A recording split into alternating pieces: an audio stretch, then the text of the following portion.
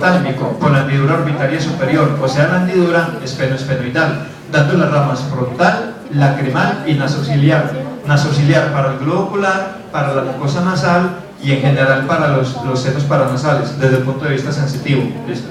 Y el frontal para inervar la región por encima de la órbita, a través de unas ramas que se llaman la supraorbitaria y la supratronclear, pero listo, eso ya lo vimos en neuro. El nervio maxilar básicamente va a ser lo siguiente. Ya vimos que el nervio, como es sensitivo, recoge la inervación de esta región de la nariz y de la región maxilar a través de un nervio que se llama el infraorbitario. Penetra el foramen infraorbitario y sigue por el conducto infraorbitario hasta salir por la hendidura orbitaria superior hacia atrás, y ahí se va a unir con unas fibras que se van a llamar los nervios alveolares anterior, medio y posterior. Los nervios alveolares anterior, medio y posterior van a ser encargados de inervar la arcada dentaria superior en la región anterior, medio y posterior. Simplemente los nervios alveolares anterior, medio y posterior van a unirse con el nervio infraorbitario para formar entonces B2, así de sencillo. Y también van a recoger las fibras palatinas. En resumen, para que lo miremos a grandes rasgos, el nervio maxilar desde el punto de vista sensitivo, que es lo único que hace, inerva la región del paladar, entonces nervios palatinos, así a grandes rasgos pues, la región de la arcada dentaria superior a través de los nervios alveolares, anterior, medio y posterior, y la región sensitiva de esta región de la nariz y de la cara a través del nervio infraorbitario, y pare de contar. Entonces repito, nervio infraorbitario, sensibilidad de la nariz y de la región maxilar, nervio alveolar superior que se divide en alveolar superior anterior, medio y posterior para toda la arcada dentaria superior, y nervios palatinos para la región del paladar. Eso es todo, ¿no? Ok, y el nervio mandibular, que básicamente se va a dividir desde el punto de vista sensitivo en el nervio bucal. No confundan el bucal del trigémino con el bucal del facial. El bucal del facial es motor, mueve el músculo cigomático y otros. El bucal del trigémino es sensitivo para esta región. Listo. Entonces el nervio bucal, el nervio lingual, que va a ser el encargado de inervar la lengua, y el nervio alveolar inferior. El nervio lingual inerva la lengua desde el punto de vista de sensibilidad somática general, el mordisco en la lengua, el pinchazo, etcétera y etcétera.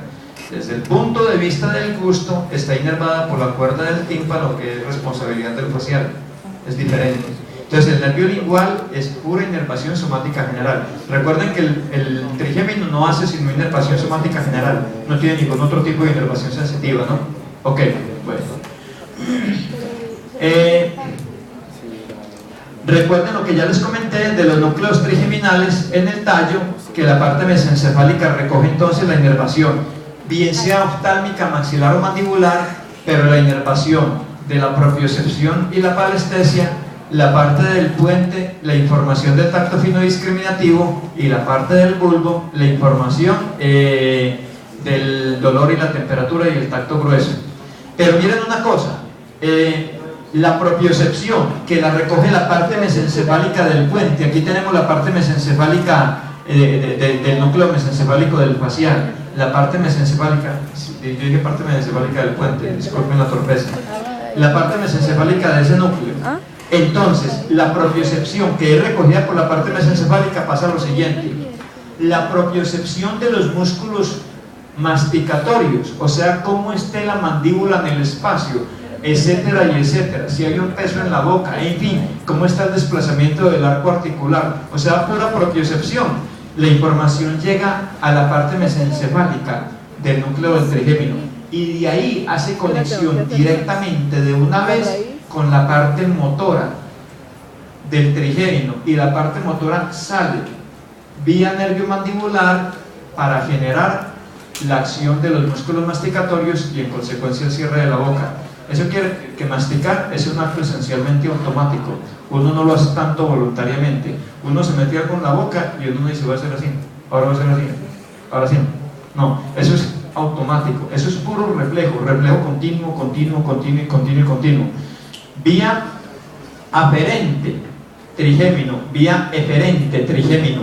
Pero la vía aferente llega a la parte mesencefálica del núcleo del trigémino, que es la que capta la propiocepción. Y entonces es a través de captar la propiocepción como se genera la conexión con el núcleo motor para generar la respuesta motora del cierre, ¿de acuerdo? Entonces, masticar es un acto casi que puramente, claro que uno le puede meter el ingrediente voluntario si uno quiere, pero generalmente uno lo hace en forma automática.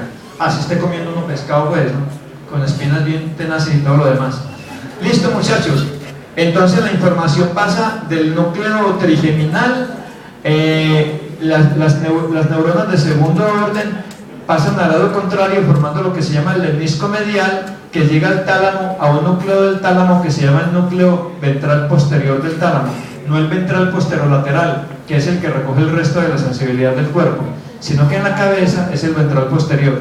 Y ahí las neuronas del tercer orden a la corteza sensitiva, eso es todo. Bueno, yo en estas gráficas, aquí está lo mismo, pero en cuanto a la información del dolor y la temperatura. La información del dolor y la temperatura llega al núcleo trigeminal, pero a la parte de abajo del núcleo trigeminal, a la parte espinal. Y ahí pasa al lado contrario, sube vía el lemnisco medial y etcétera, y es exactamente la misma ruta. Ok, muchachos. Un poquito de repetición de repetidera. La parte motora viene de la corteza motora, obviamente, el homúnculo motor, pero va a inervar en forma bilateral ambos núcleos del trigémino, predominantemente el del lado contrario, pero la inervación es bilateral, procede de las dos cortezas, pero predominantemente cada corteza inerva el núcleo del lado contrario. Listo. ¿Qué tenía la paciente? Terminamos esto ya. Dos cositas con respecto a lo que tenía la paciente. Una neuralgia del trigémino. Es algo extremadamente doloroso, increíblemente doloroso. A muchos pacientes los ha llevado inclusive al suicidio. El dolor es impresionante. ¿Por qué el médico la trató con carbamazepina? Porque esa neuralgia del trigémino se debe a una hiperexcitabilidad, y estamos hablando de un nervio esencialmente sensitivo. Entonces, por alguna cosa está hiperexcitable. Y la carbamazepina, ¿qué es? Un anticonvulsivante. Y muchos anticonvulsivantes, por ejemplo la carbamazepina, bloquean los canales de sodio.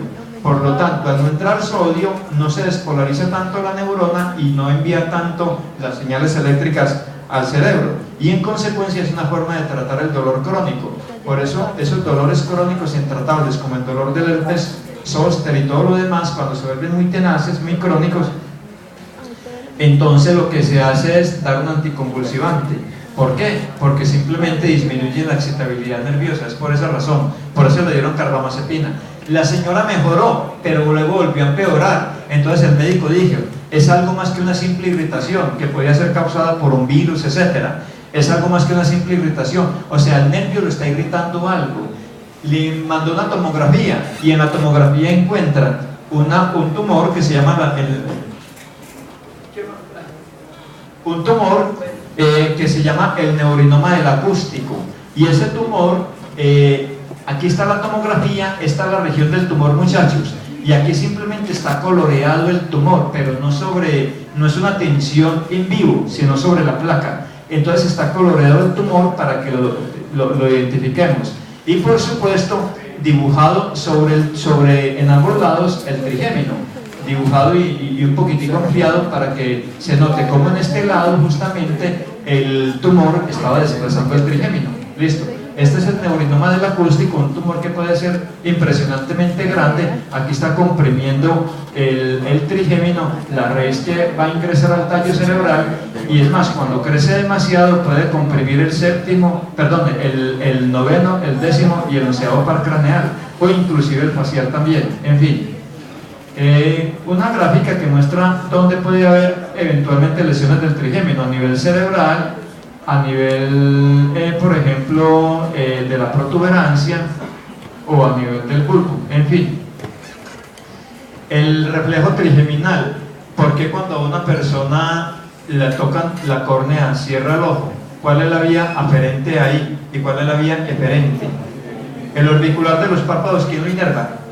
El facial, porque eso es mímica facial. Entonces esa es la vía eferente. ¿Y la vía aferente cuál sería? El nervio oftálmico, o sea, el trigémino, exactamente. Entonces eso quiere decir que en el tallo cerebral el núcleo del facial está recibiendo información de la rama oftálmica del trigémino para hacer el arco reflejo. Igual, Cuando hay un ruido intenso uno cierra los ojos. ¿Por qué? Eso quiere decir que el núcleo motor del facial está recibiendo también información del octavo par, de la parte acústica del octavo par. Pero cuando uno ve venir el objeto, uno no espera que le toque la córnea para chelar el ojo. Pues uno chela primero. O uno dice, esperemos ahora que se desencadene el reflejo. ¿No? Eso quiere decir que cuando la información llega a la corteza occipital, no el nervio óptico, sino que hay una información, se las dejo de tareita, que procede de la corteza, penetra finalmente en el tallo y hace sinapsis con el núcleo motor del facial para cerrar también el ojo. Entonces el ojo se cierra por un arco reflejo cuya vía aferente puede ser trigeminal, auditiva u óptica, y la vía inferente siempre es por supuesto la facial. Listo. Examinar el trigémino, la parte sensitiva, pues con un pincel, si quieren aprovechan y pintan a la gente y todo lo demás, en fin, y colorín colorado, el trigémino sirve para esto.